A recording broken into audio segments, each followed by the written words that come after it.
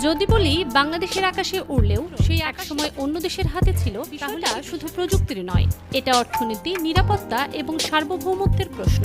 বছরের পর বছর ধরে বাংলায় এসেছে শত শত উড়োজাহাজ, কিন্তু সেই ব্যবহারের বড় একটি অংশের আয় চলে গেছে দেশের বাইরে। কিভাবে সম্ভব হলো, কেন বদলে গেল সেই হিসাব? আজকের এই বিশেষ ডকুমেন্টারি প্রতিবেদন সে প্রশ্নগুলো। এখানে আমরা জানবো কিভাবে প্রযুক্তিগত সীমাবদ্ধতার কারণে বাংলাদেশকে অন্য দেশের উপর সেই নির্ভরতা ধীরে ধীরে অর্থনৈতিক ক্ষতির কারণ হয়ে দাঁড়িয়েছে।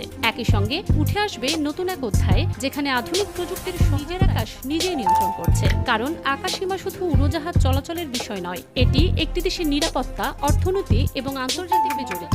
সহজভাবে বললে, এতদিন বাংলাদেশের আকাশসীমায় প্রবেশ করা অনেক আন্তর্জাতিক ফ্লাইটের গতিবিধি পর্যবেক্ষণ এবং সিগন্যাল ব্যবস্থাপনার বড় একটি অংশ পরিচালিত হতো এয়ার ট্রাফিক কন্ট্রোল ব্যবস্থার মাধ্যমে। এর ফলে আকাশপথ ব্যবহারের জন্য যে অর্থ বাংলাদেশ পাওয়ার কথা, প্রতি ফ্লাইটে গড়ে প্রায় $500, তার একটি বড় অংশ আন্তর্জাতিক নিয়ম অনুযায়ী কোনো দেশের আকাশসীমা ব্যবহার করলে সেই দেশকে নির্ধারিত ফি দিতে হয়, যাকে বলা হয় ওভারফ্লাইং চার্জ। কিন্তু নিজস্ব শক্তিশালী রাডার এবং পূর্ণাঙ্গ সেই সুযোগ পুরোপুরি কাজে লাগাতে পারেনি।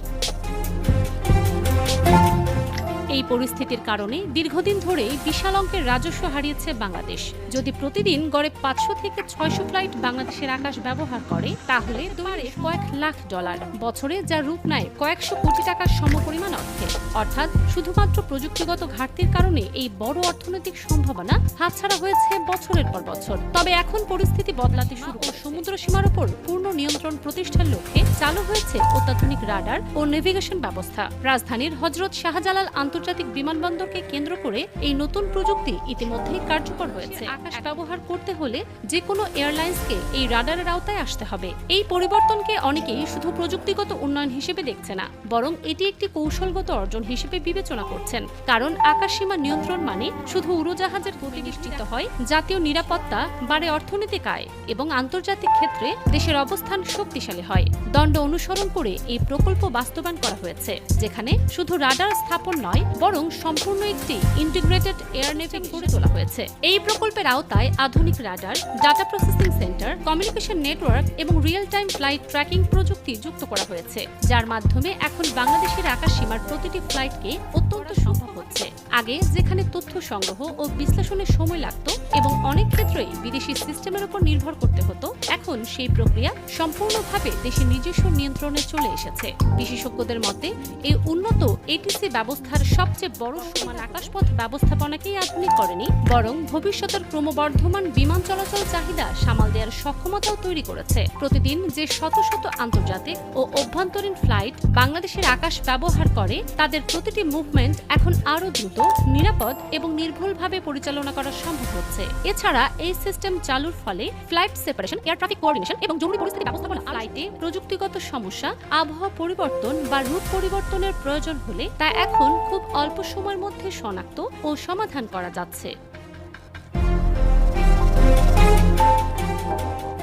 সংশ্লিষ্ট কর্মকর্তারা বলছেন, এই 942 কোটি টাকার বিনিয়োগ শুধু একটি অবকাঠামো নির্মাণ নয়, বরং এটি একটি দীর্ঘমেয়াদী কৌশলগত সিদ্ধান্ত। কারণ এর আকাশসীমা নিয়ন্ত্রণই নয়, বরং আন্তর্জাতিক এভিগেশন ব্যবস্থায় একটি নির্ভরযোগ্য ও শক্তিশালী অবস্থান তৈরি করছে। সবচেয়ে গুরুত্বপূর্ণ বিষয় হলো, এই প্রকল্পের মাধ্যমে ভবিষ্যতে ওভারফ্লাইং চার্জ থেকে শুরু করে বিভিন্ন এভিগেশন সার্ভিস ফি আরও কার্যকরভাবে আদায় করা সম্ভব হবে, যা দেশের জন্য নতুন একটি বড় রাজস্ব উৎস তৈরি করবে।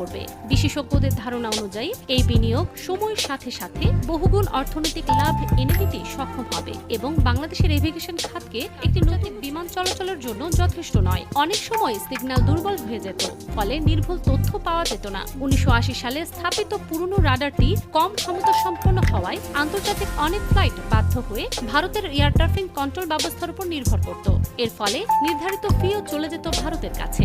বাংলাদেশের আকাশ সীমার কিছু অংশ, বিশেষ করে বঙ্গোপসাগরের দীর্ঘদিন ধরে বিদেশি ফ্লাইট ইনফরমেশন রিজিয়নের অধীনে ছিল, ফলে পূর্ণ নিয়ন্ত্রণ প্রতিষ্ঠা করা সম্ভব হয়নি। নতুন রাডার চালুর ফলে সেই সীমাবদ্ধতা অনেকটাই দূর হয়েছে। এখন প্রায় 463 কিলোমিটার পর্যন্ত বিস্তৃত এলাকা এই রাডারের আওতায় এসেছে। বাংলাদেশের পুরো আকাশসীমার পাশাপাশি ভারতের পূর্বাঞ্চলের বেশ কিছু এলাকা এবং মিয়ানমারের কিছু অংশ এই কভারেজের মধ্যে রয়েছে।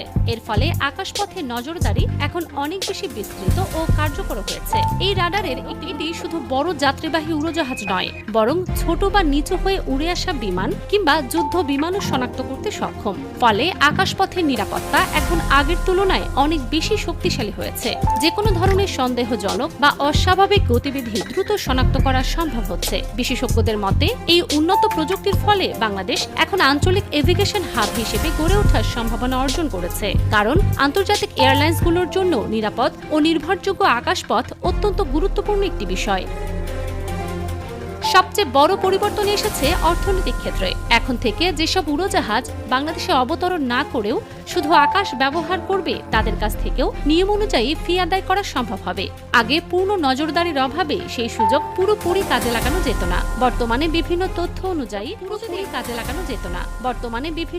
অনুযায়ী প্রতিদিন প্রায় 90 থেকে 100টি ভারতীয় অভ্যন্তরীণ ফ্লাইট বাংলাদেশের আকাশ ব্যবহার করে। এই ফ্লাইটগুলো মূলত কলকাতা, শিলং, গুয়াহাটি, আগরতলা এবং মণিপুর রুটে চলাচল করে। বাংলাদেশের আকাশ ব্যবহার না করলে এই ফ্লাইটগুলোর সময় ও জ্বালানি খরচ অনেক বেড়ে যেত। তাই এই রুট তাদের জন্য অত্যন্ত গুরুত্বপূর্ণ।